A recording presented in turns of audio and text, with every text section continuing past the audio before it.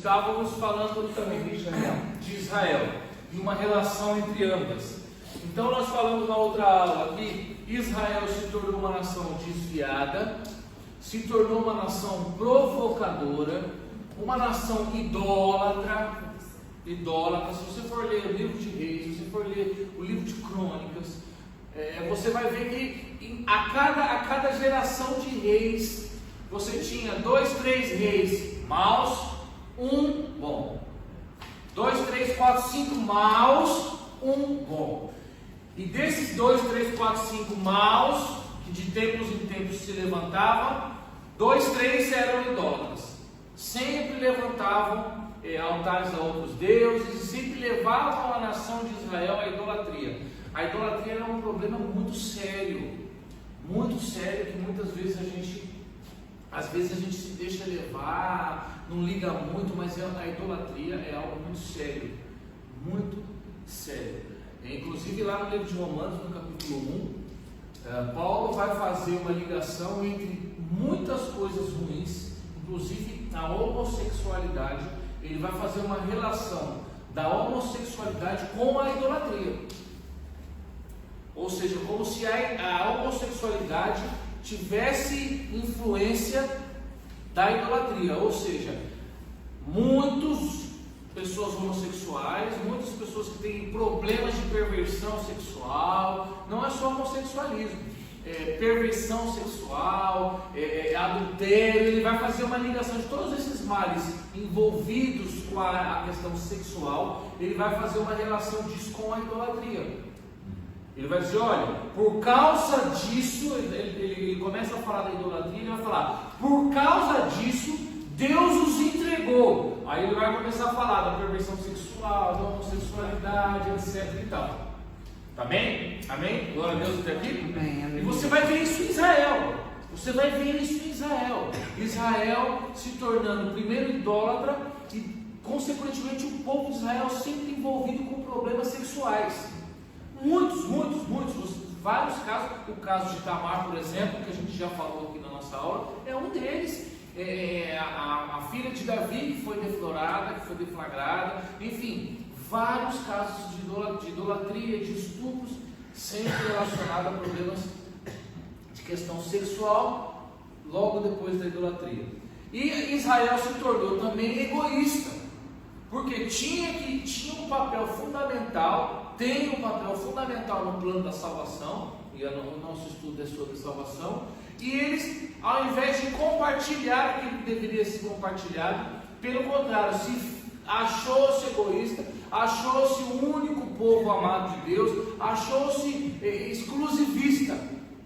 E então Deus preparou muitas coisas para dar sequência ao plano da salvação que Israel interrompeu. Amém? Nós falamos um pouco da relação disso com a Igreja Católica, falamos também um pouco da relação disso com a Igreja Evangélica, inclusive com a Igreja Protestante, conosco, que muitas vezes você vê aí muitas denominações exclusivistas, que não aceitam certos tipos de pessoas. E eu digo mais, exclusivistas a ponto de muitas vezes fazer acepção de pessoas dentro da própria congregação. Então, eu tenho dentro da própria, não vou entrar nesse mérito, porque aí já é outro curso, mas eu tenho aqui pessoas que podem participar disso e pessoas que não podem participar disso. Eu tenho pessoas que podem fazer isso e pessoas que não podem fazer isso. Para bom entendedor, minha palavra basta. Quando na verdade não é o que as Escrituras dizem. Pois. As Escrituras dizem que todos temos que fazer parte da mesma mesa.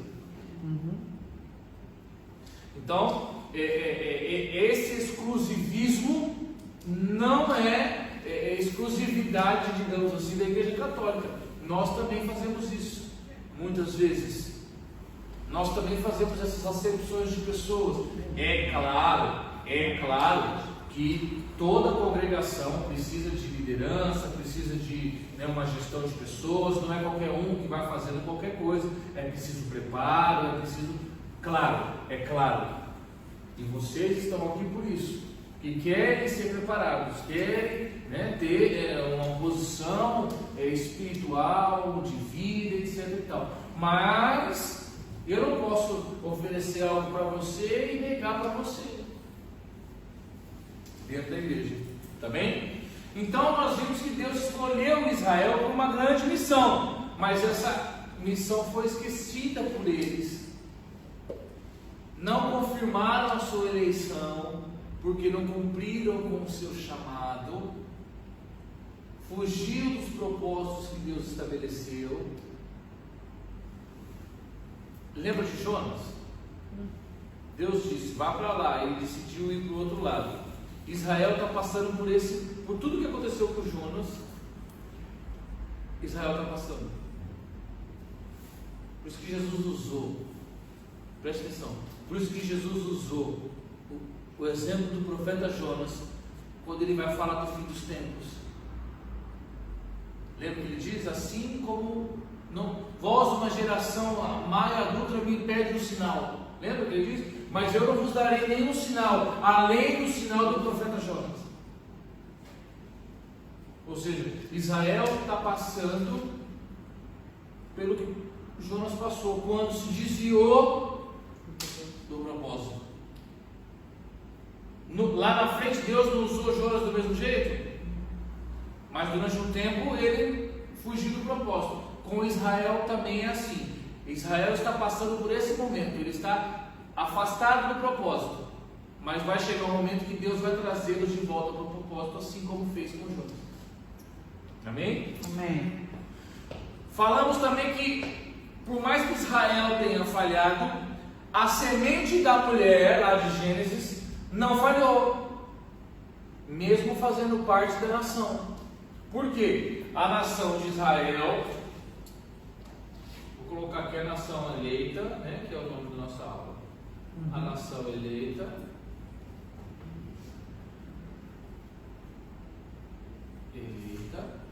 e Israel. Então a semente da mulher tinha que vir de uma nação. A nação falhou, mas a semente não. A semente não. A semente da mulher de Gênesis 3, ela fazia parte da nação. Ela fazia parte de Israel. Por quê? Jesus é judeu. Jesus nasceu em Israel. Ele cumpriu com a lei. Ele viveu os preceitos da lei. E ele cumpriu a lei. Ou seja, ele não falhou na missão dele, no propósito dele. A nação sim, Israel sim. Só que a semente não. Porque a semente tinha que nascer em alguma nação. O Messias tinha que vir de alguma nação. Deus escolheu Israel. Amém? Sim. Então, um homem eleito, vou colocar aqui, um homem eleito, preste atenção, um homem eleito substituiu a nação eleita. Por enquanto falando de Israel, tá bem, meus amados? Lembra que nós falamos que Israel era para ser uma nação de sacerdotes? Uma nação sacerdotal? Que era para ser um sacerdócio universal? Só que eles não quiseram. Então por isso que Jesus vem e se torna o sacerdote segundo a ordem de Melquisedeque. Ou seja, ele leva o sacerdócio universal de novo. O sacerdócio que era para ser universal, que se tornou nacional. Quando que esse sacerdócio, vou colocar aqui, o sacerdócio,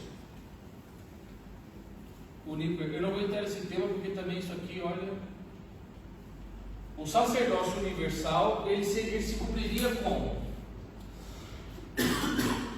Se Israel aceita o chamado e se torna uma nação sacerdotal. Então o sacerdócio seria um sacerdócio universal. Amém? Mas o que ela faz? Ela rejeita. Então, como ela rejeita, Deus faz um sacerdócio nacional. Qual que é o sacerdócio nacional?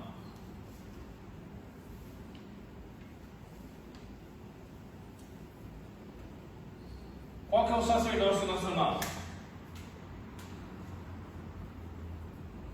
Nós?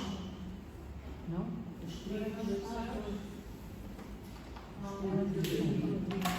Então, o plano de Deus era todo o povo judeu seria uma nação de sacerdotes, só que eles recusaram. Então Deus queria, esse sacerdócio universal já existia com os patriarcas, existia com Abraão, com Melquisedeque, existia com que Melquisedeque encontra com Abraão, existia com Adão, com Noé. Era um sacerdócio universal que Deus decidiu entregar todo ele para Israel. Amém? Isso, exatamente. Segunda ordem de Melquisedeque é só um exemplo. Quando ele diz a ordem de Melquisedeque é a ordem do sacerdócio universal, porque Melquisedeque era um sacerdote do sacerdócio universal. Assim como Abraão se tornou, assim como Noé, assim como Enoque, assim como Adão. Amém? Então Deus decide falar: agora eu vou entregar todo esse sacerdócio que era universal, eu vou entregar para toda a nação de Israel. Só que eles não quiseram. Amém? Nós vemos o texto de Êxodo 19. Êxodo 19 e Êxodo 20. Então o que ele faz? Não posso ter um sacerdócio nacional, vou ter um sacerdócio universal, vou ter um sacerdócio. E aí ele escolhe a tribo de Levi.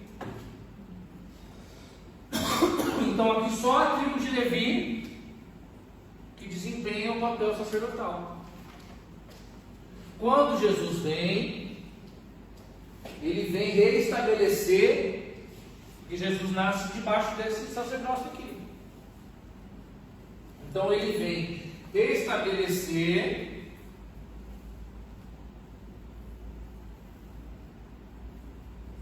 o sacerdócio universal, segundo a ordem de Melquisedeque. Lembra que eu falei que quando se troca o sacerdote se muda a lei? Lembra que eu falei?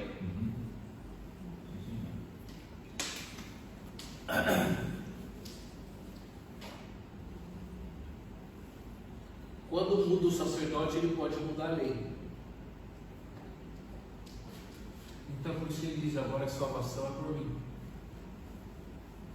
Aqui, vocês esperavam a salvação naquele que viria. Vocês ofereciam sacrifícios, vocês ofereciam suas ofertas, todo aquele rito que a gente conhece. É aqui. Agora ele diz: agora não precisa mais. Agora não precisa mais, porque eu mudo a lei. Agora sei que eu sou a verdade para a minha vida. Ninguém vem ao Pai senão a mim. Então ele diz: agora eu mudo, porque eu sou o sacerdote. Mudou o sacerdócio. Amém? Tem aqui? Ai, que tosse chata. Então, um homem humilde, que não foi soberbo, fez tudo diferente do que a nação de Israel fez. Amém? Amém até aqui? Uhum. Mas, um propósito tinha sido estabelecido. Deus estabeleceu um propósito para Israel. E esse propósito tem que se cumprir. Ele vai se cumprir. Abre aí comigo sua Bíblia no livro de Salmos. Salmo 102. Filho, pega uma água para mim ali, amor. Estou desatado. Já? Estou desatado, tossi aqui agora, ninguém aguenta. Salmo 102. Todo mundo copiou aqui? Posso pagar? Sim. Se eu conseguir.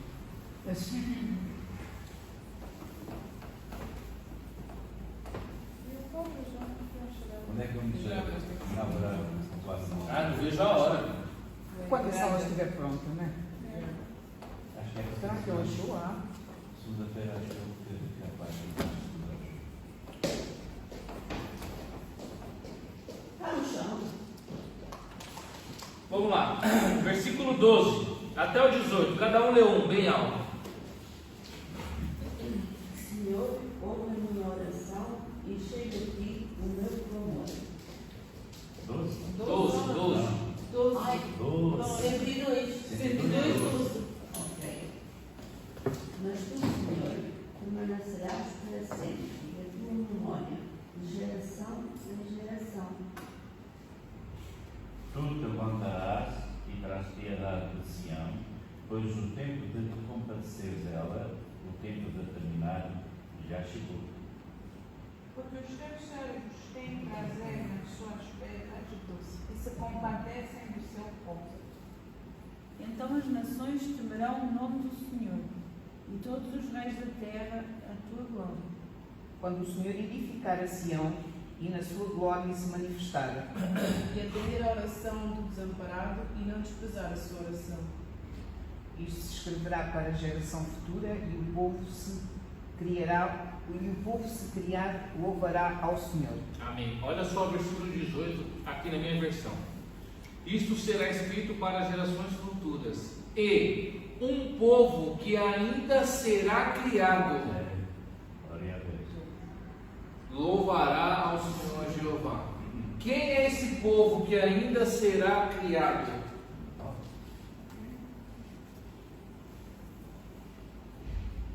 É a igreja. Então nós vemos nesse texto aqui o propósito de Deus para Israel. Isso aqui no reino milenar. Isso aqui é no reino milenar. Lembra que eu disse que no reino de Cristo, durante o milênio, as coisas seriam normalmente, e as coisas aconteceriam, e etc e tal? Esse texto aqui exemplifica isso. Preste atenção, olha só. Olha só.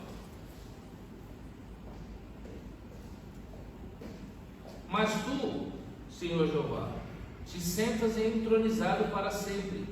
E aqui é Senhor Jeová.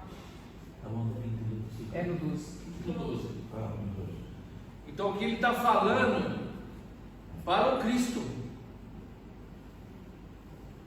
Ele está dizendo para o Deus Adonai, para o Cristo. Na minha versão. É, Senhor. Sim, só. Então ele está dizendo, olha, mas tu, vou traduzir, vou transliterar, mas tu, Jesus, te sentas entronizado para sempre, e o teu nome será lembrado, qual é o nome que será lembrado de geração em geração? É o nome dele. Então ele está dizendo, Jesus, tu está sentado no trono. Presta atenção. Tu se levantarás e terás compaixão de Sião. Ou seja, ele está dizendo, você vai ter compaixão. Aqui está se cumprindo as 70 semanas de Daniel, porque já é tempo de que sejas benevolente com ela. Benevolente com quem? Com Israel. As 70 semanas se cumpriram. Está na hora de ser benevolente com ela. Vocês precisam ler 70 semanas. Abre lá, Daniel, capítulo 9. Pastor, posso perguntar uma coisa? Por favor. Então, todo o povo de Israel que não reconheceu Jesus como Senhor, significa que todos aqueles que morreram até hoje não são salvos. Não são salvos. Não. Todo judeu que... Os que vivem durante a graça. Sim. Os que vivem durante a graça que não reconheceram Jesus. São como os outros, não é? Oi? São como os outros. Sim, são como os outros. Porque não reconheceram Jesus. Tem acontecido nos últimos anos um movimento muito grande de judeus recebendo Jesus como seu salvador da sua existência. Uma igreja muito grande. Tem tido um movimento. Eu mesmo sigo muitos no Facebook, no Instagram, muitos judeus que reconhecem Jesus como Salvador, como Messias. Muitos, está tendo um movimento assim, um avivamento poderoso. O Eninha é judeu também.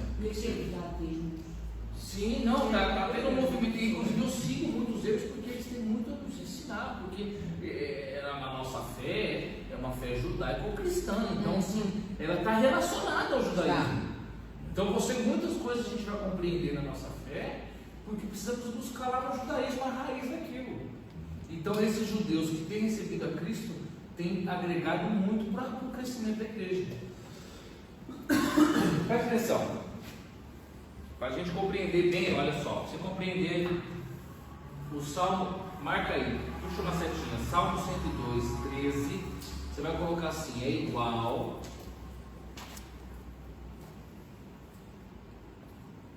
É assim que você estuda a Bíblia. Salmo 102, 13 É igual. é igual a Daniel 9, 24. Eles estão falando da mesma coisa.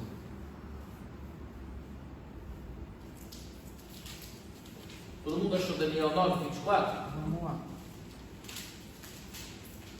A gente precisa estudar 70 semanas. Urgentemente.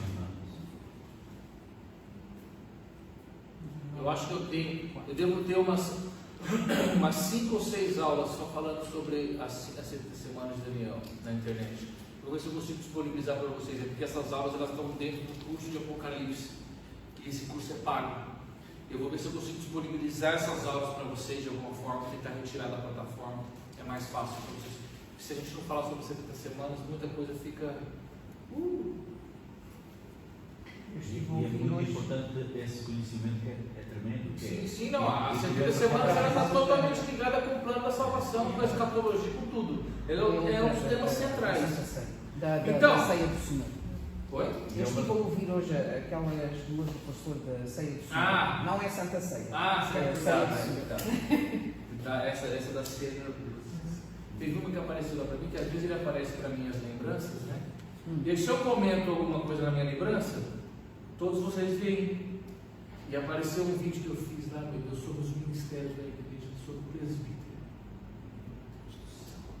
Uma confusão na cabeça. Mas enfim.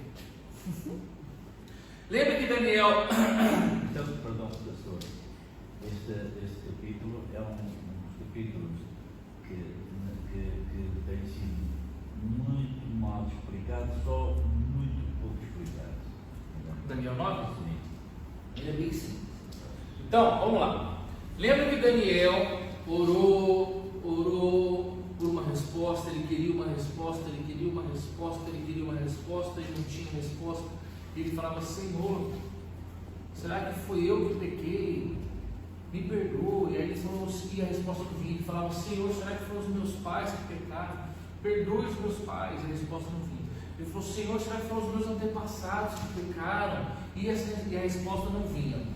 E aí até que você conhece a passagem, o anjo chega até ele, e aí o anjo diz: olha, desde a primeira vez que você orou, que me foi dada a ordem para vir trazer a tua resposta, só que o príncipe da Pérsia me segurou por 21 dias, até que Miguel veio, etc e tal, então eu consegui trazer a tua resposta. Então ele vai dar a resposta. Por quê? Porque o que o anjo tinha em mãos era isso.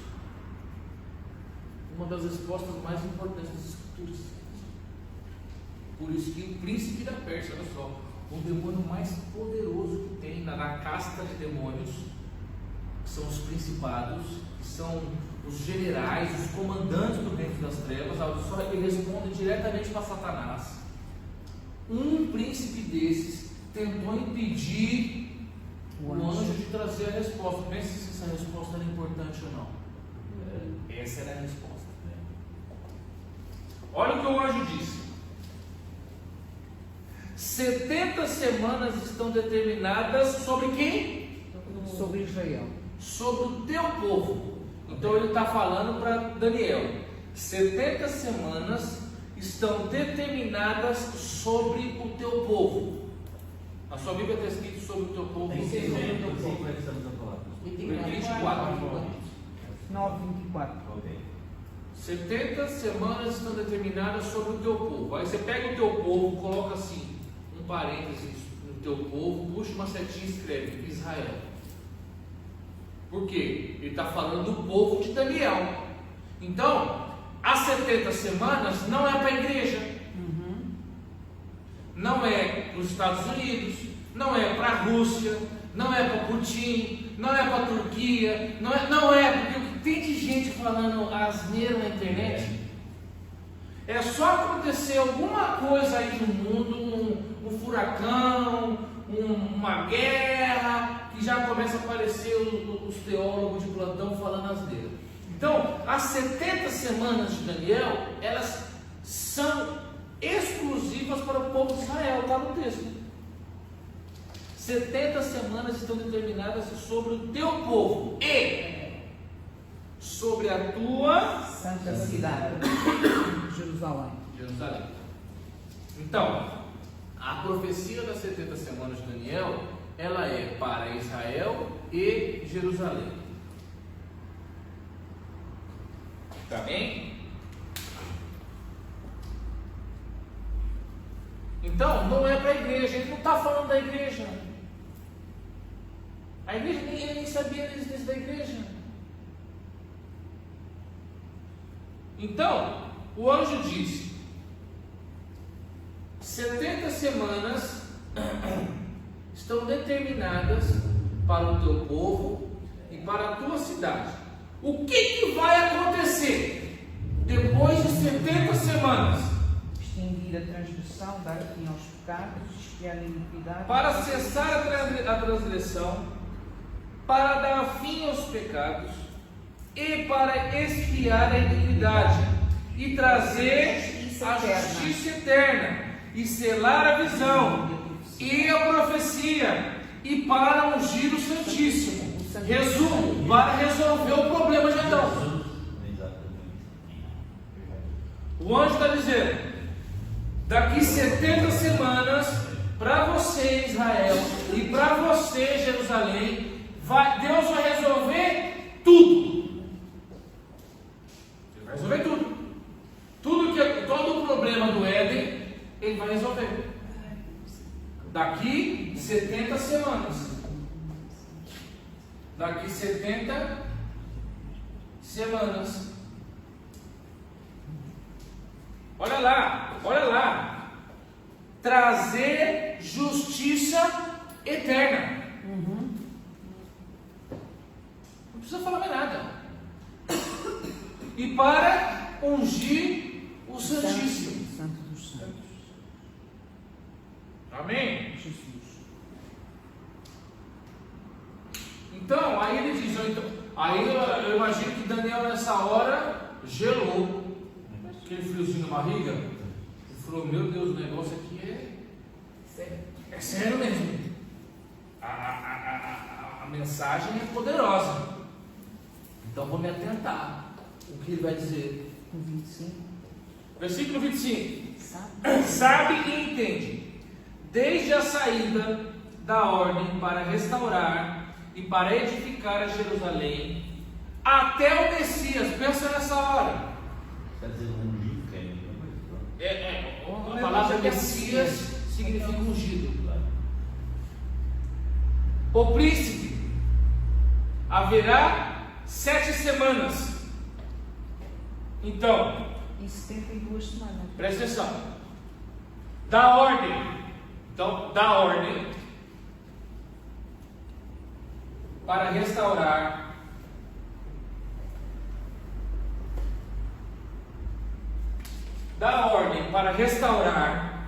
até o Messias, Até ao Messias, o príncipe, 7 semanas. Então, da ordem até o Messias, 7 semanas. vou colocar aqui da ordem até o Messias,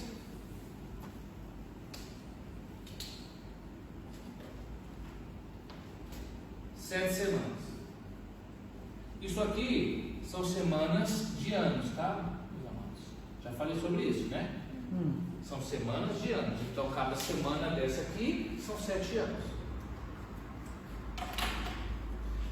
Então, vamos lá, versículo 25. Da saída da ordem para restaurar Jerusalém até o Messias, o príncipe, haverá 7 semanas. Ou seja, mais 62 semanas.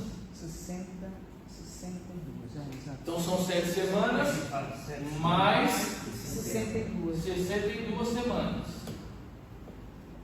62. As ruas e o muro se reedificarão reedificarão, mas em tempos angustiosos. Roma. Antes de Roma, tudo que o povo de Israel passou. Mas aqui, o templo, o muro vai ser reedificado, Neemias, Esdras. Depois Roma, em tempos angustiosos. Presta atenção, olha só. E depois das 62, será tirado o Messias. será tirado o Messias, ou seja, 69 semanas o Messias vem, depois ele é tirado, mas não para si mesmo. E o povo do príncipe que há de vir destruirá a cidade e o santuário. Quem destruiu a cidade?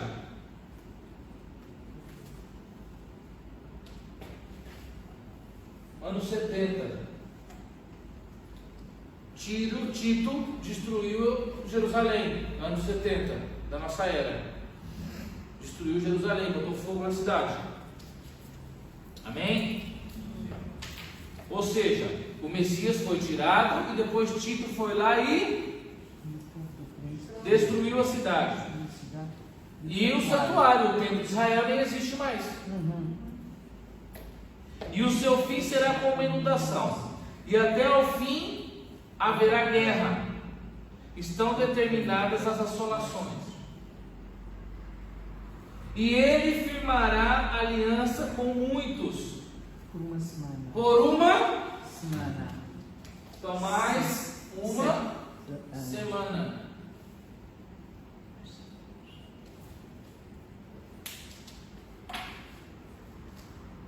E ele firmará aliança com muitos por uma semana. E na metade da semana, então, aqui é 3,5 mais 3,5. Porque são 7 semanas. São 7 anos. É uma semana são 7 anos. 3,5, metade mais metade, 3,5. E na metade da semana fará cessar o sacrifício. Ou seja, se ele vai fazer cessar o sacrifício na metade da semana, significa o quê? Que o sacrifício está acontecendo. E se o sacrifício está acontecendo é porque existe templo. Porque o povo de Israel só pode fazer sacrifício no templo. Por isso que hoje eles não fazem sacrifício, porque não tem templo. E sobre as asas das abominações virá o assolador. E o que está determinado será derramado sobre o assolador. Então, essa é a profecia das 70 semanas de Daniel. A minha versão diz que e sobre a asa das abominações virá o assolador, e isso até à consumação. Esta é a distribuição determinada. E o que está determinado será derramado sobre o assolador.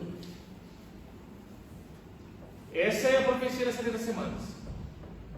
Se você for, eu não vou fazer isso agora, porque senão a gente perde muito tempo, mas se você for pegar 7 semanas, 7 vezes 7, 49 anos.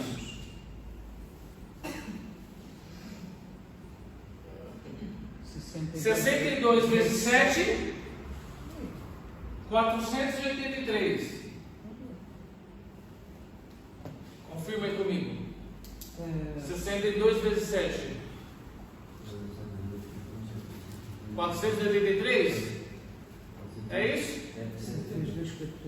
Um telemóvel aí, gente, pelo amor de Deus. Não tenho aqui, pastor. Tem, Maria está a fazer.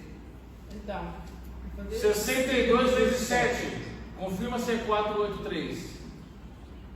É 438. E 4. 434. Foi aqui que eu errei. Eu fiz o curso, a minha mãe assistiu o curso e falou: que pelo amor de Deus, você colocou o número errado. Eu não sabia se era aquilo ou se era aquilo. Se era 483 ou 493. Mais um ano. Fez aí 62 vezes 7, ok? 434. E mais um ano.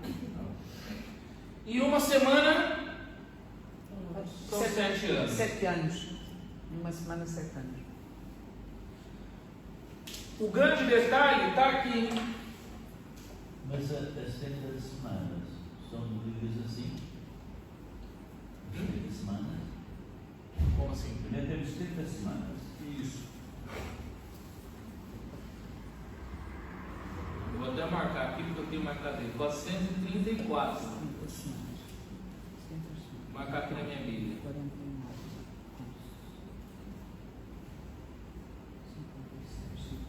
Mas entenda estas 70 semanas, professor. Por quê? O que o irmão não entende? Quantos anos são? 490 Sete. anos. 490 anos, está certo? Oi? 490 anos, está certo? No total. No total, 490 anos. É a mesma coisa que 70 semanas vezes 7. 490 anos. Então bateu aqui, né? É. Então preste atenção. Profeticamente,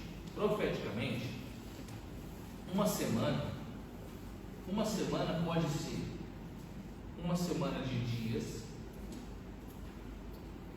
pode ser uma semana de anos, pode ser uma semana de milênios. 1000 anos. É por causa disso que há muita controvérsia aqui entre as Só que a controvérsia ela acaba, quer ver onde ela acaba? Preste atenção onde ela acaba.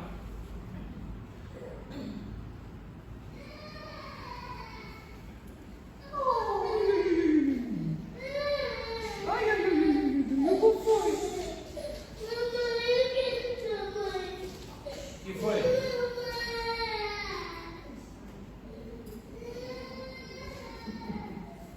Então vamos lá.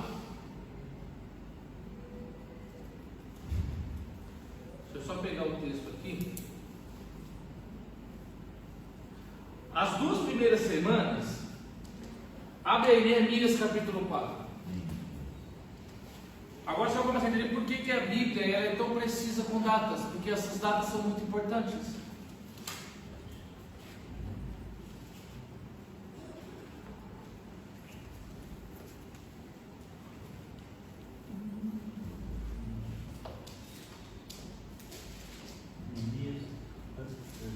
Já perdi o Neemias, pastor.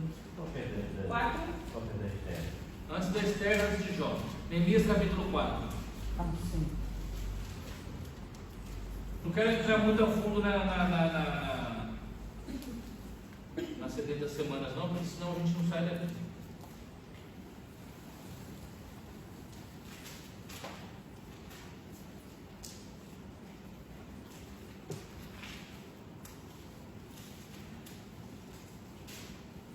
Neemias capítulo 4.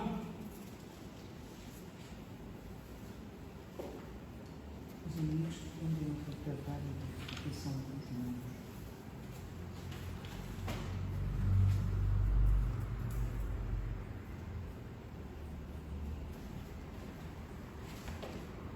Versículo 6.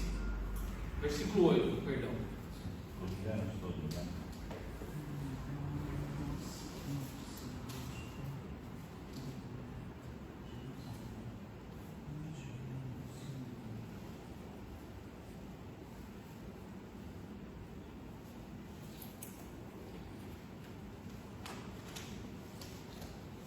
Todos acharam?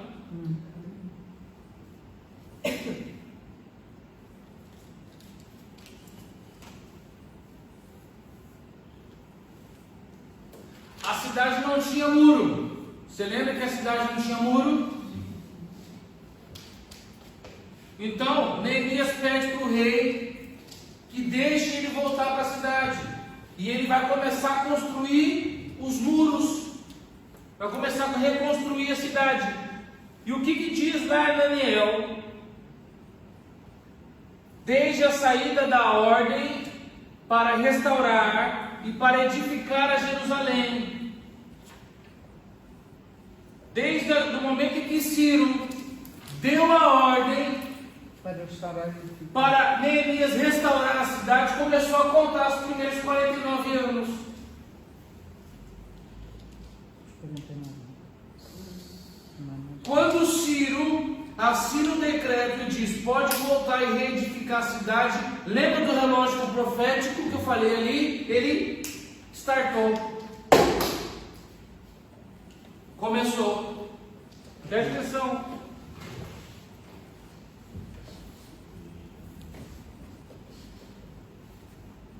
Agora eles queriam fazer o quê? Queriam startou a profecia, por isso que queriam derrubar, por isso que o inimigo queria impedir.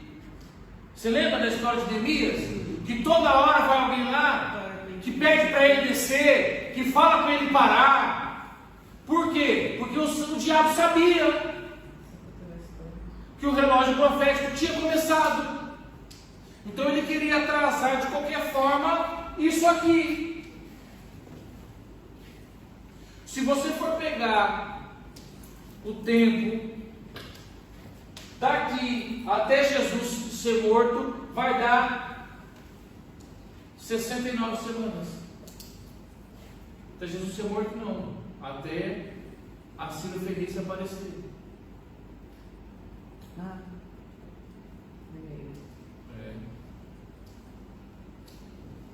Por quê? Porque nós lemos aqui no texto que vai ter 49 semanas, perdão, vai ter 7 semanas, depois vai ter 62 semanas e depois vai ter uma semana. Foi a profecia, foi essa. 3 conjuntos de semanas. Primeiro vai ter 49 e aí aqui depois você vai ver em Esdras. Em Esdras, ele vai dar continuidade nesses 49 anos e vai passar 434 anos. Você conhece ele, o judeu conhece ele, todo mundo conhece esses 434 anos. Então, daqui 49 anos de Neemias, 49 anos, depois mais 434 anos, mulher Cirofenícia, para tudo. Por isso que ela é muito importante. Porque aqui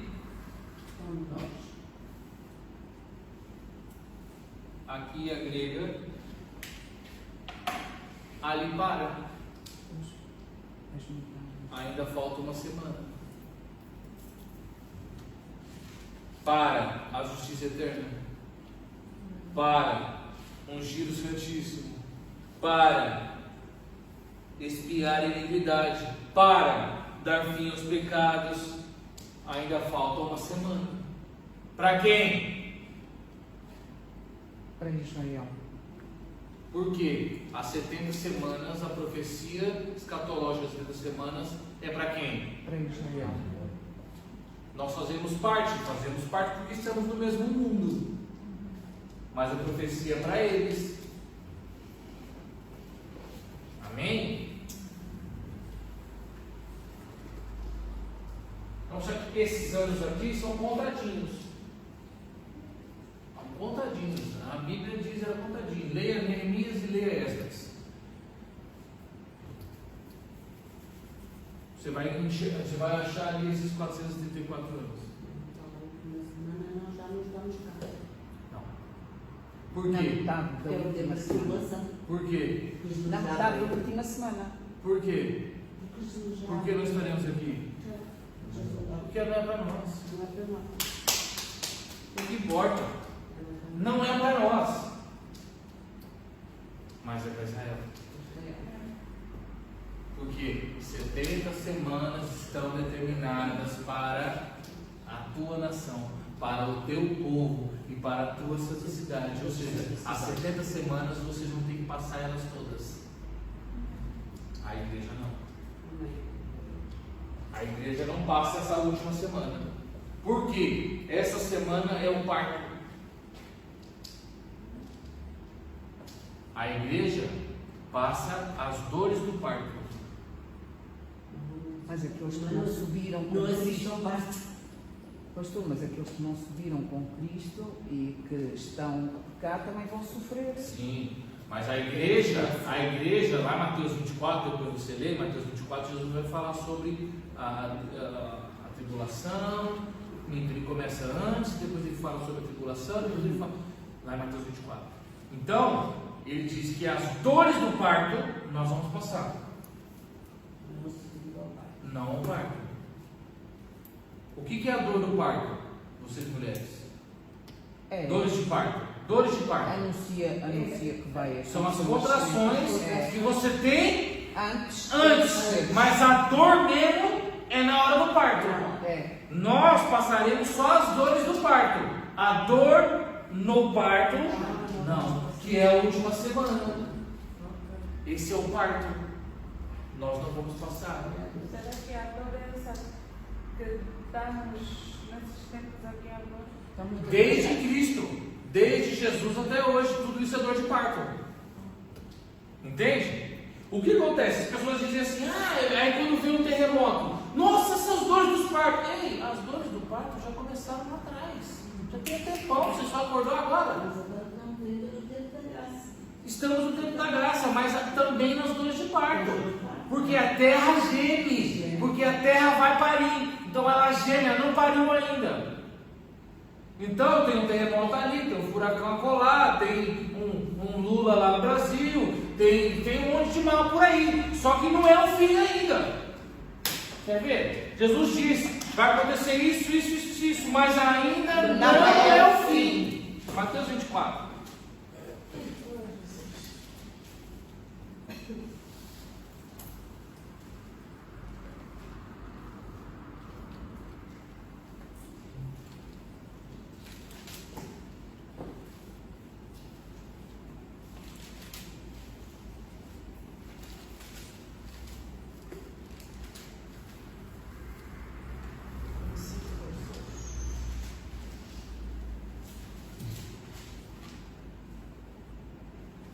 Seis.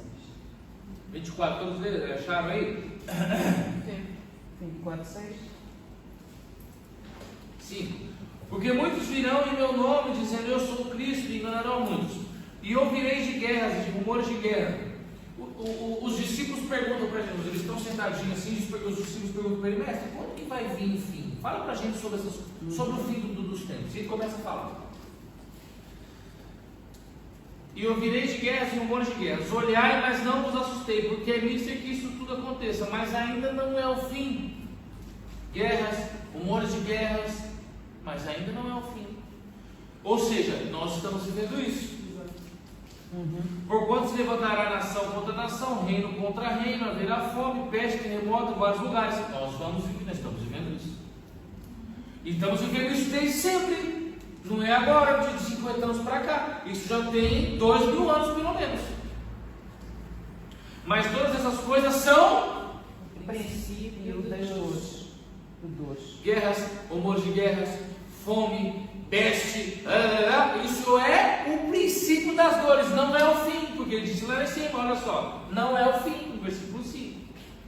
Então vão vos entregar para seres atormentados e matar-vos-ão e sereis odiados por causa do meu nome. Já somos. Exato. Já somos. É que a gente mora num país razoável, mas tem cristão morrendo lá no Oriente Médio há muito tempo. Falou que é crente, é fuzilamento. Na China ele tem lugares que eles fazem culto escondido. A própria nossa família. Muitos. Sim, exato. Eu tenho Exato. família. Então a gente ainda tem muito isso. Na África, a Nigéria, alguns países, esses lugares ditatoriais, esses países, governos autoritários, eles não têm liberdade religiosa. Então já somos odiados pelo nome de Jesus, vamos ser mais ainda. Nesse tempo muitos serão escandalizados, e trar-se-ão uns aos outros, e uns aos outros se odiarão. E surgirão muitos falsos profetas e ganharão muito. E por se multiplicar a iniquidade, o amor de muitos esfriará, já esfriou. Mas aquele que perseverar até o fim será salvo. E este evangelho, aqui começa o divisor de águas, olha só. Então tudo isso que ele está falando é o princípio das dores. E este evangelho do reino será pregado em todo o mundo em testemunho a todas as nações. Então virá o fim. Então ele diz isso não é o fim. Aí ele diz, então este evangelho evangelho do reino vai ser pregado em todas as nações, então virá o fim. Ou seja, nós, lembra que eu já falei isso aqui? O fim, essa última semana, ela começa quando? Quando o evangelho do reino foi pregado a todo o povo, nação e língua. Então vem o fim. O fim para nós. Para nós, igreja. Não para eles. Porque eles ainda têm. E o que é o fim para nós? É o arrebatamento. No meio dessa semana. Não. Aqui, antes de começar ela. Antes de começar ela. Antes de começar ela. Porque o relógio está parado. O relógio da semana está parado ali. Parou na semana 69. Falta uma semana ainda. Está parado. Quando a igreja for levada aqui, quais são? Versículo 14. E este evangelho do reino será pregado em todo o mundo, em testemunho a todas as nações. Então virá o fim. Então a igreja é arrebatada e aí começa o fim. A última semana. Então o relógio volta a funcionar. E o que é que acontece no meio da semana? Ele diz no texto, versículo 15. Quando vides que a abominação da desolação de que falou o profeta Daniel está no lugar santo, quem lê entenda. Esse é o anticristo. Okay. Esse cara aqui, a abominação a marca aí na tua Bíblia, a abominação da desolação. Faz um quadradinho, eu gosto de fazer um quadradinho assim em cima da palavra, em volta dela toda, e aí você puxa uma setinha e escreve anticristo. Quando eu for sentar lá no templo, não? Olha lá, pega aí, abominação da desolação, faz um quadradinho em volta dessas duas palavras e puxa uma setinha anticristo.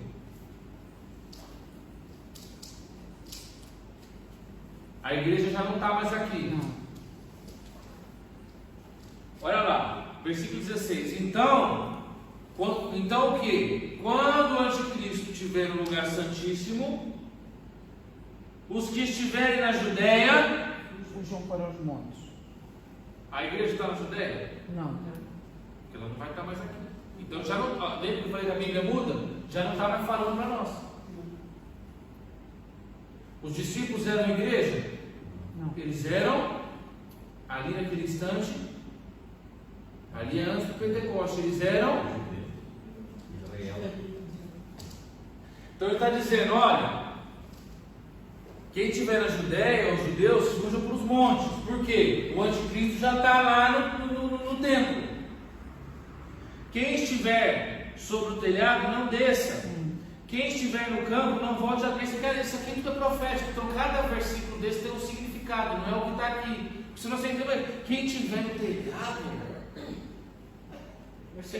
você acha que uma mensagem tão importante é falar para quem está no telhado? Isso aqui tem um significado, não vou entrar nesse mérito. Mas cada versículo aqui ele fala de uma coisa que não é exatamente o que está aqui. Olha, ele diz: mas ai das grávidas e das que amamentam, e orai para que a vossa fuga não aconteça no inverno. Tudo isso aqui é esse pedacinho aqui, ó. Os primeiros 3 anos e meio. Então, ó, do versículo 15 até o versículo 21 é a última semana, mas só os primeiros 3 anos e meio. Vou escrever aqui.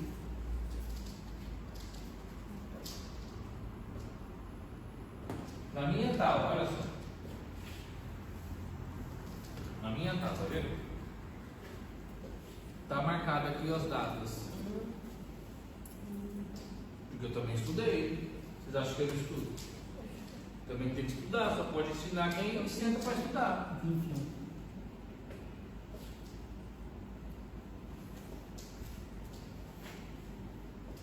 Então, do 15 ao 21 são os primeiros 3 anos e meio da tribulação. A gente chama de tribulação. A igreja já foi arrebatada, então o anticristo já entrou em cena, então passa-se os 3 primeiros anos e meio.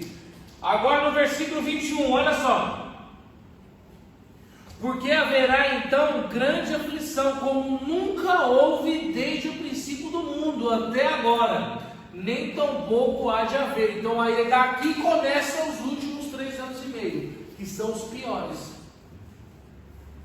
São os piores, porque ele já se revela. O anticristo vai se revelar, porque Satanás vai estar dentro dele. E ele vai dizer: eu sou Satanás, eu sou Deus. E vai sentar no trono. Vai sentar no trono, vai sentar no trono, vai perseguir Israel. Por isso que ele diz aqui, ele vai falar vários tipos de pessoas aqui no versículo. Você vai para lá, você vai para lá, você vai para lá, porque ele já se sentou na metade. Porque aqui nessa metade aqui, ó, nessa metade aqui, ele vai ser morto. Vai ressuscitar demais. Porque o anticristo, vamos imaginar que a pessoa do anticristo já exista hoje. Vamos imaginar que o anticristo seja o Lula. Será o Lula, por exemplo. Então, ele ainda não sabe que ele é anticristo. Ele não sabe, ele acha que ele é só um político. Ele não sabe.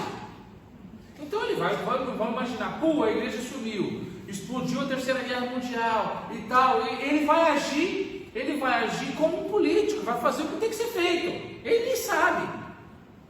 Então a igreja sumiu, então começa esses 3 anos e meio, ele vai agir, vai fazer um acordo de paz com Israel. Ele não sabe que ele é o anticristo.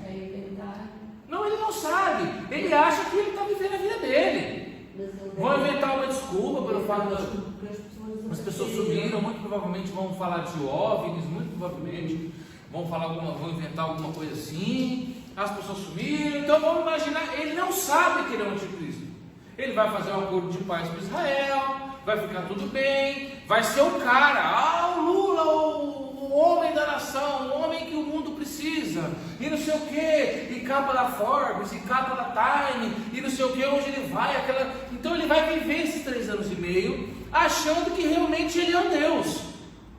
No caso do Lula ele já acha, mas ele vai continuar achando que realmente ele é um Deus, porque tudo que ele fez pela humanidade, entende? Tudo que ele fez pela sociedade, tudo que ele fez pelas pessoas do mundo. Então ele vai, o ego, lembra de Satanás, Ezequiel 28:16? Lembra que a gente leu nas nossas primeiras aulas? Lembra? Quando eu falei sobre o Luzeiro? Ele vai achar tudo aquilo. O mundo inteiro vai estar lá 3 anos e meio. Só que vai ter um povo nessa época que estava desviado. Vai ter um povo que não vai aceitar. Vão colocar ele como Deus. As nações, esse que tem aqui a pirâmide aqui, esse povo aí, vai colocar ele como Deus, vai colocar ele como um Deus na terra. Só que tem uma nação, uma religião, os muçulmanos não vão aceitar. Os muçulmanos Não vão aceitar para a imagem do Canudo. Não vão aceitar. Porque eles também acreditam que só há um Deus. ok? O Islã. Então, o Islã pune aqueles que se acham Deus como? Tem que lutar no fundo, pastor. Matando. Espada. Então, o Islã vai matar o anticristo. Tem que lutar no fundo. Vai cortar na miséria. Então, uma vez disse que ele está desconfiando que o anticristo será um desses, para ter credibilidade. O problema é que o anticristo não pode ser o Islã, porque ele vai falar que ele vem da linhagem de Davi. Não tem como. E o Islã diz que o Cristo do Islã é Maomé. E o Islã acredita que quem vai voltar é Maomé. E não Jesus. Então, só que eles vão montar uma falsa religião. A Bíblia vai falar sobre isso, a prostituta que está se assentando sobre lá no Apocalipse. Então o Islã vai matar o anticristo ali. E aí imagina a nação, o Lula, nosso Deus. Mataram o nosso Deus. Aí o que acontece? Apocalipse 12:7, e houve guerra no céu, e mataram Miguel e os seus anjos, e aí Satanás é lançado na terra. Apocalipse 12:7, nós lemos lá. Então ele é lançado na terra, o que ele faz? Entra no corpo do Lula e ressuscita. Pensa, se o povo já adorava ele antes, por tudo que ele fez, por tudo que ele era, morreu e ressuscitou, aí pronto. Aí que vão colocar ele como Deus mesmo. Mas aí ele vai dizer, mas eu já não sou mais o Lulinha, agora quem está aqui é o Satanás.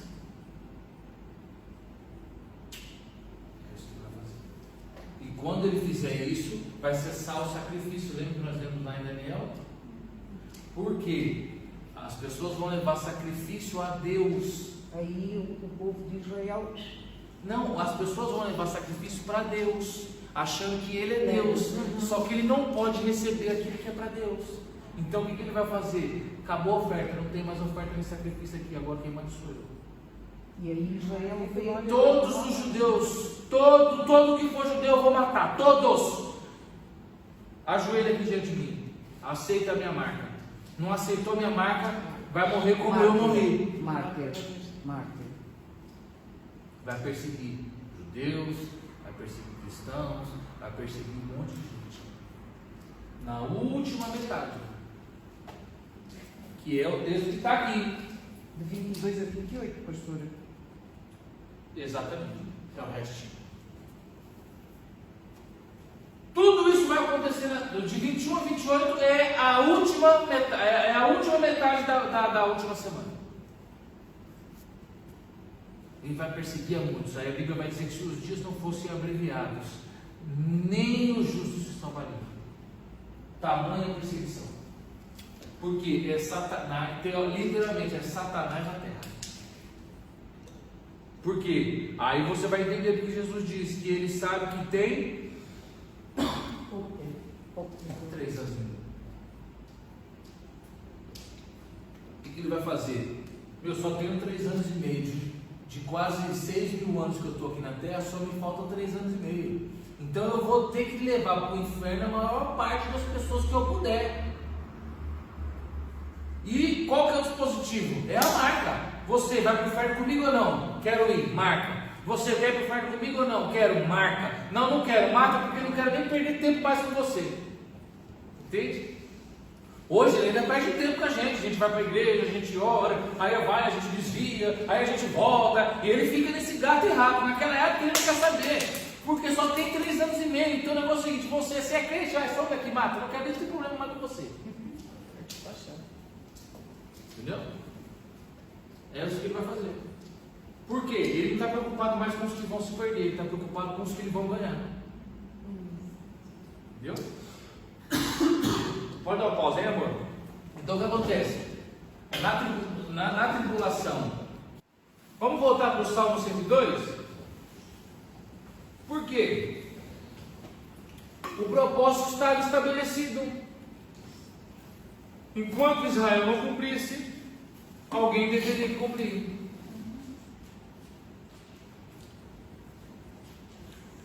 Por isso que a gente foi parar em Daniel, né?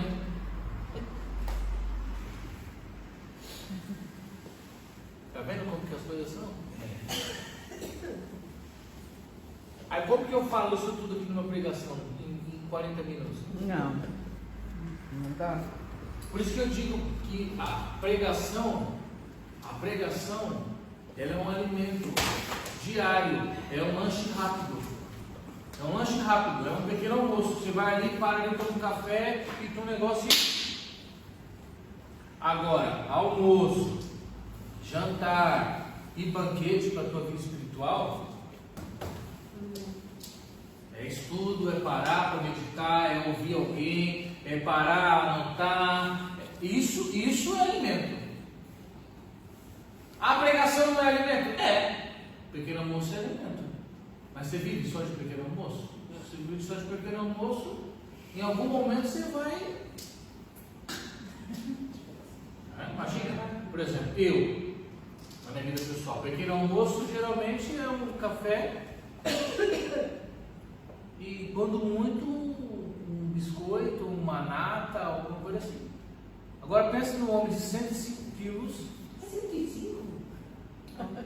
Parece alto. É também muito alto. Com, sei lá, quantas calorias tem uma nata e um café? Não dá para tudo. A nada não tem. 200 calorias?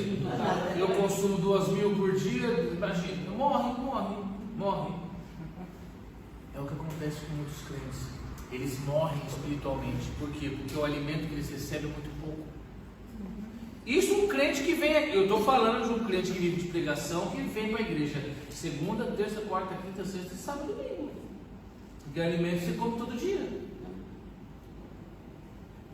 Mas o crente, mas lá na nossa igreja só tem culto quarto e domingo. Então, imagina, você só come quarto e domingo. Não, come em casa. Os que comem em casa.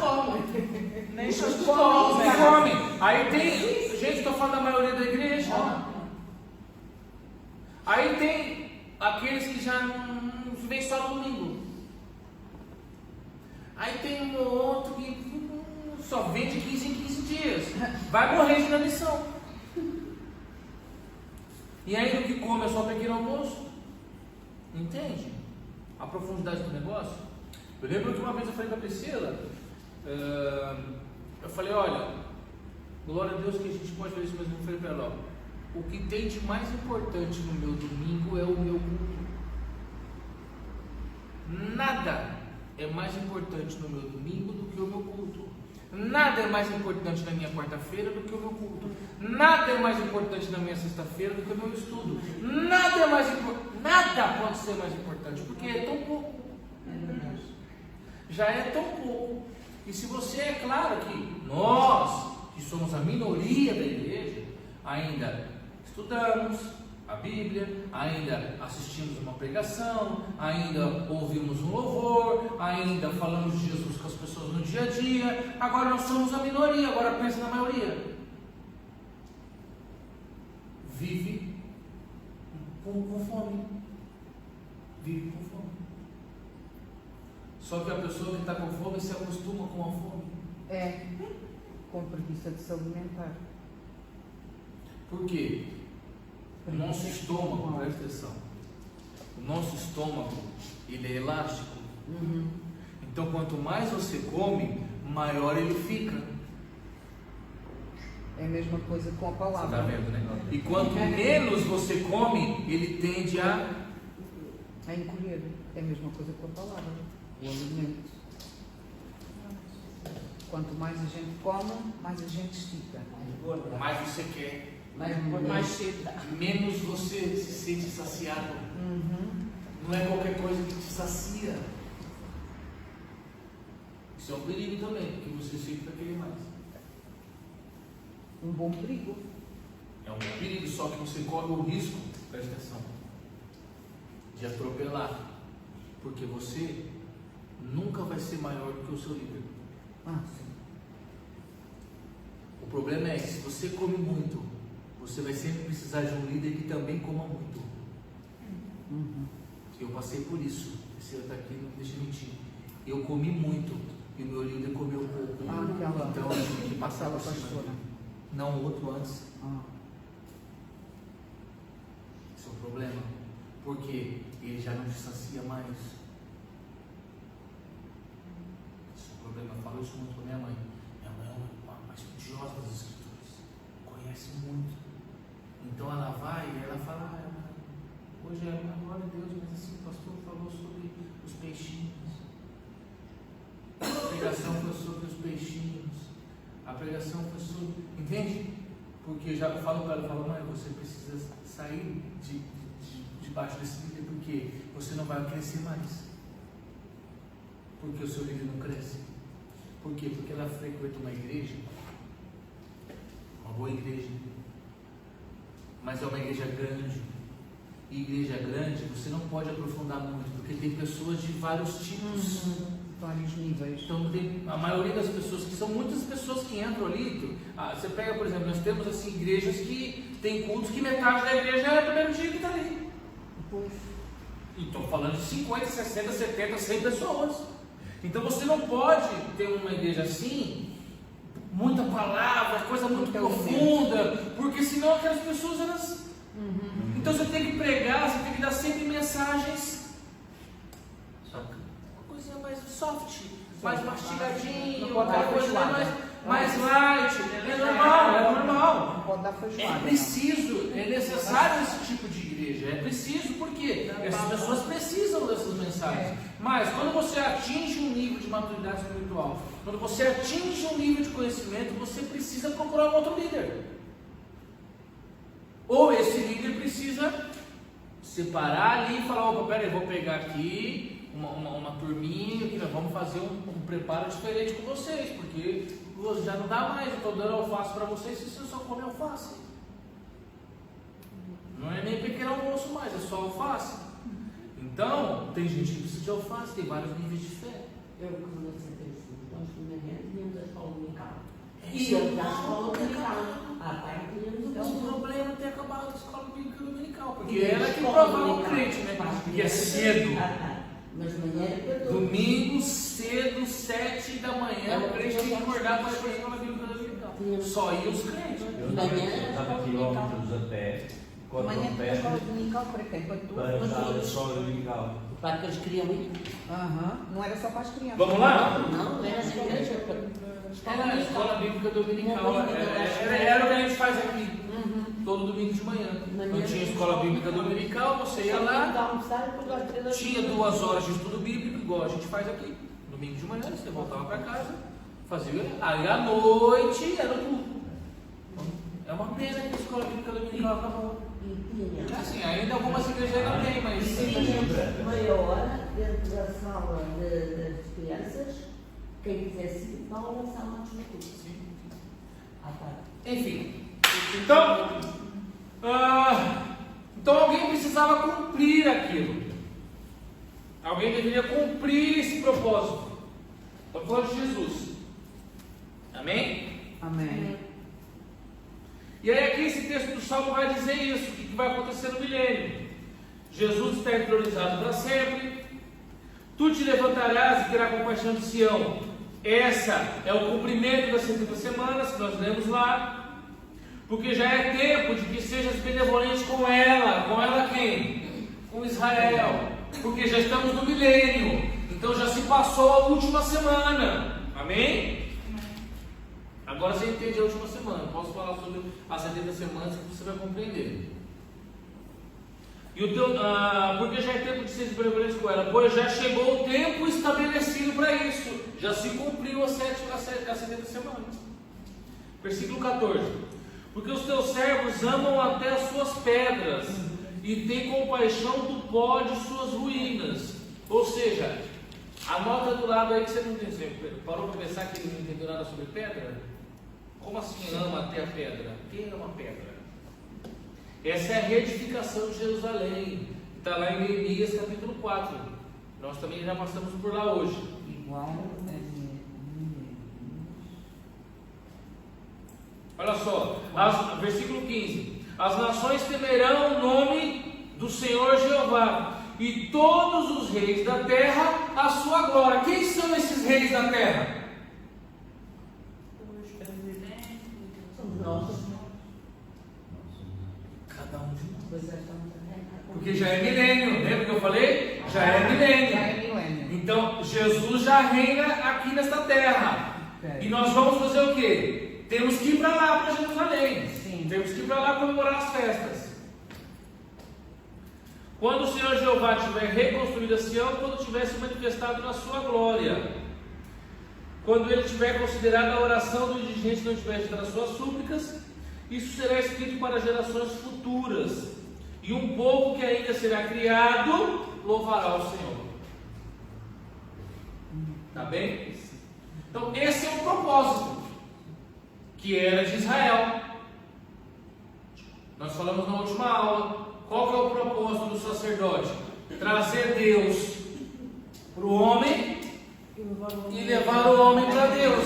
É o canal que era para Israel ter feito, mas Israel não fez. Então Jesus veio, porque Jesus era de Israel, e falou: não, eu vou fazer então.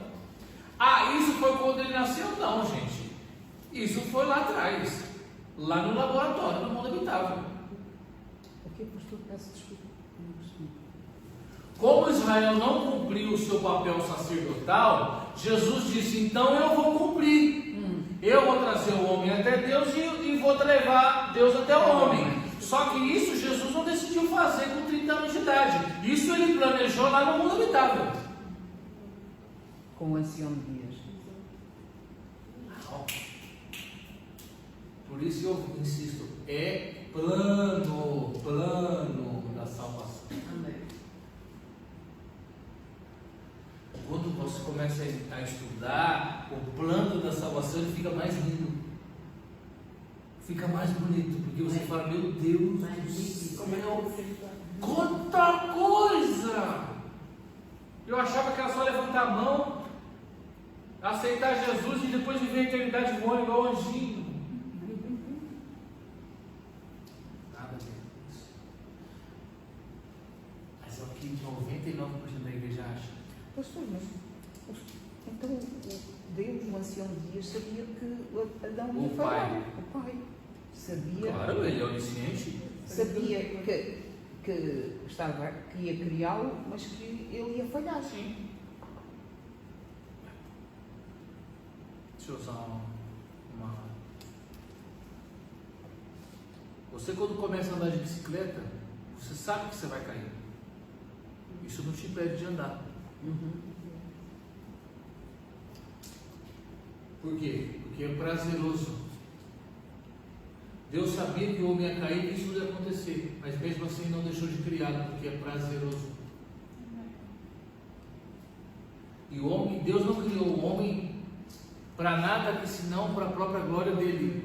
É por isso que esse plano da salvação tem que ser tão perfeito assim. Porque quando lá na eternidade nós realmente compreendemos a grandeza disso tudo, nós vamos glorificá-lo por isso. É isso que eu quero dizer. Quando você começa a meditar e você começa a enxergar o tamanho da coisa, você fala: meu Deus, meu Deus. E para aqueles que assumem às vezes essa dúvida, se Deus é perfeito, tudo ele faz é perfeito, por que houve erro por parte tanto da cobra, que é Satanás, inserindo o seu espírito na cobra, e Adão e Eva desrespeitando, já que o nosso Deus é um Deus perfeito, e nele não há erro, por que aquilo que ele criou errou? Ou como então Justamente por isso. Porque ele é perfeito e tudo que ele faz é perfeito. Só que aquilo que é feito sem ele É imperfeito. O pastor já falou disso. é igual ao mal. É. Como pode um Deus bom criar o mal? O mal é a ausência de Deus, é a ausência do bom. Aquilo que a gente falou quando a gente falou sobre Adão. Deus, ele cria as coisas em potência. Então há uma probabilidade de existir o mal, desde que você me desobedeça e decida viver por si só, sem mim. Deus não criou o mal. Não. Ele criou o mal em potência, ou seja, numa probabilidade dele existir. Se você viver uma vida sem mim, está mal. O mal passa a existir como estado, o estado do mal. O que é o mal? É o estado. É o estado, é a essência do bom, a ausência do bom. Deus é bom. Então não há Deus no mal. Não há Deus no mal, mas o fato de não existir Deus no mal não significa que o mal não possa existir. Ele existe sem Deus. É como o homem pecador que vai para o inferno. Ele existe, só que ele é mau. E ele vai para o inferno. Por quê? Porque ele optou por viver uma vida sem Deus, sem o Salvador. Os anjos é quem decidiram. O estado do mal foi, nós já falamos sobre isso. O estado do mal foi o juízo que os anjos receberam por não seguirem a Deus. Quando na rebelião do luzeiro, os anjos tinham um juízo. Qual o juízo? Ser bom ou ser mal.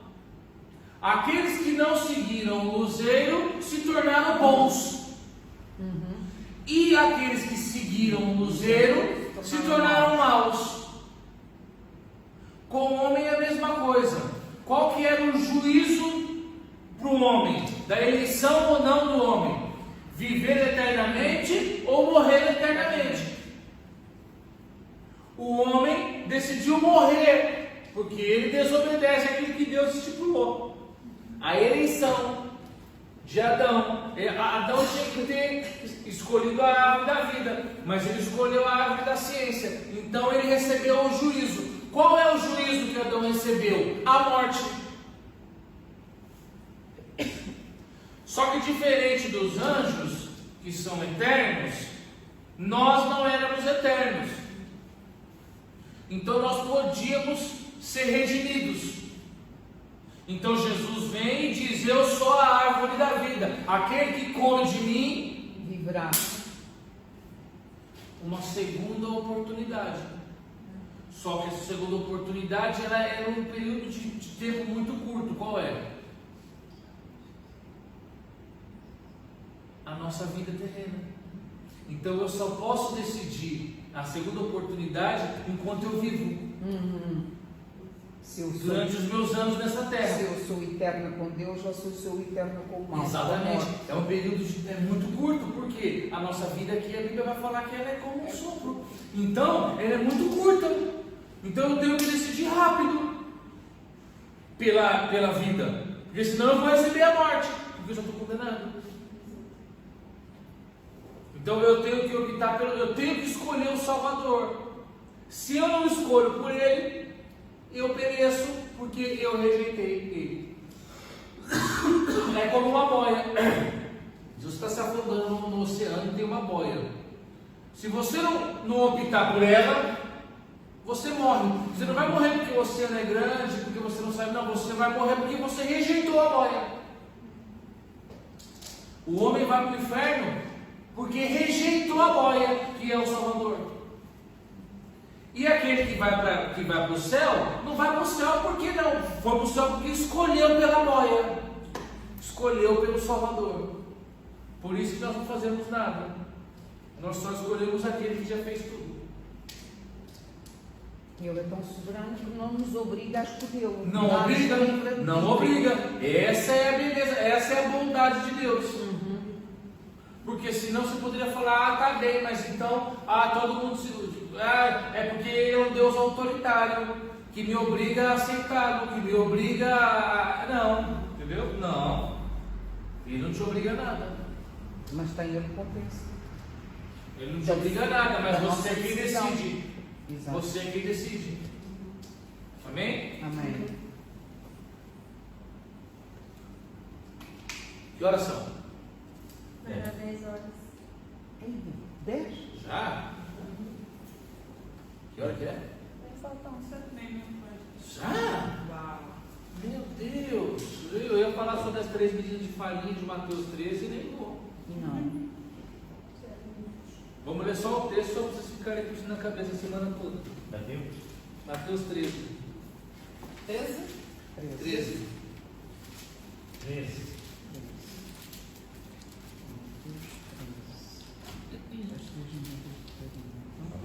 Mateus 13. 13. Ela está a dizer 13? Não está nada. 13. Não? A palavra do Senhor. Essa aqui você nunca entendeu. Fala a verdade para mim e olha. Estava certo, pastor. Diga. Vamos lá, Mateus 13, 33. 33. É para ficar com isto na cabeça a semana toda. Então vamos lá. O reino dos céus é semelhante. Se for procurar pregação na internet sobre esse tema, é melhor ainda. Porque você vai ouvir tantas asneiras. Fermento que uma mulher toma. Todo mundo achou? Achou todos? Vamos lá. Outra parábola lhes disse: o reino dos céus é semelhante ao fermento que uma mulher toma e introduz em 3 medidas de farinha, até que tudo seja levedado. Tudo isso disse Jesus por meio de parábolas, e nada lhes falava sem parábolas, para que se cumprisse o que foi dito pelo profeta: abrirei em palavras a minha boca, publicarei coisas ocultas desde a fundação do mundo. Enfim.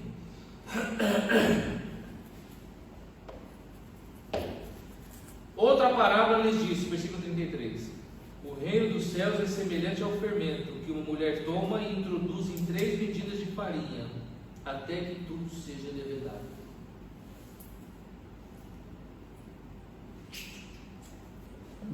pastor. O reino dos céus é semelhante a 3 medidas de farinha. 3 medidas de farinha. Semana que vem nós vamos entender essas 3 medidas de farinha. Tem um versículo sobre a parábola toda. A parábola é um versículo. Percebeu? Porque olha só. Outra palavra diz: o reino dos céus é semelhante ao farinha.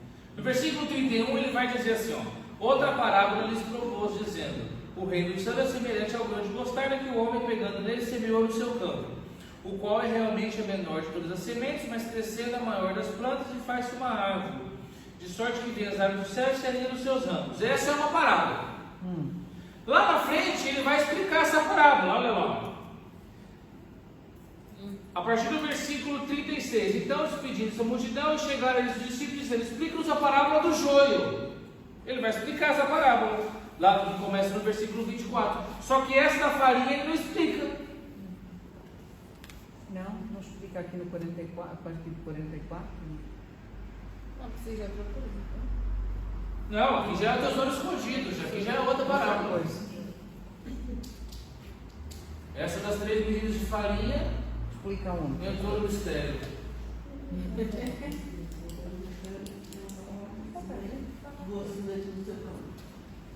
A semente do campo ele está falando do joio do trigo, começa no versículo 24. Por que Jesus falava em parábola? A última aqui para a gente ir embora. Por que Jesus falava em parábola? Não sei. O que você aprendeu?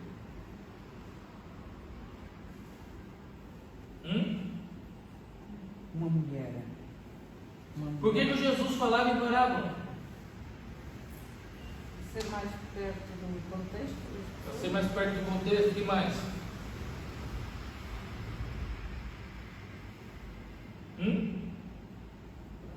Para as pessoas poderem saber relacionar com a vida. Isso. A gente aprendeu que Jesus falava por parábolas porque ele pegava um exemplo prático da vida daquelas pessoas, que eram pessoas simples, para facilitar o entendimento delas. Quem aprendeu assim? Todo mundo aqui aprendeu assim? Que era mais fácil para as pessoas entenderem, né? Só que quem te ensinou isso não deu a Bíblia. Essa foi uma exposição que eu ouvi muitas vezes. Sim, essa coisa. É isso que eu dizia, para ser mais fácil de entender. Mas não foi isso que Jesus disse. Fala, pastor. Está vendo? Olha, esses crentes, eles fazem mais mal do que bem às vezes. É bonito. Na escola bíblica dominical, criancinha, fazia o desenho da parábola aqui para as pessoas que eram simples. Elas não tinham estudo, elas não eram cultas. Então, para elas entenderem, Jesus tinha que criar historinha. Não foi isso que ele disse. Nesse mesmo capítulo que você está aí, 13, versículo 10. Versículo 9. Quem tem ouvidos para ouvir, ouça. Ele finalizou a parábola do semeador. Aí, olha só, versículo 10. E cercando-se deles os discípulos, disseram-lhe: por que falas por parábolas? E ele respondeu e disse: porque a vós é dado conhecer os mistérios do reino, mas a eles não é dado. Jesus está dizendo o seguinte: eu falo por parábola porque eu não quero que eles entendam. E você achava que ele falava por parábola porque era para entender, mas não era para entender. Ele falava por parábola, mas era para não entender.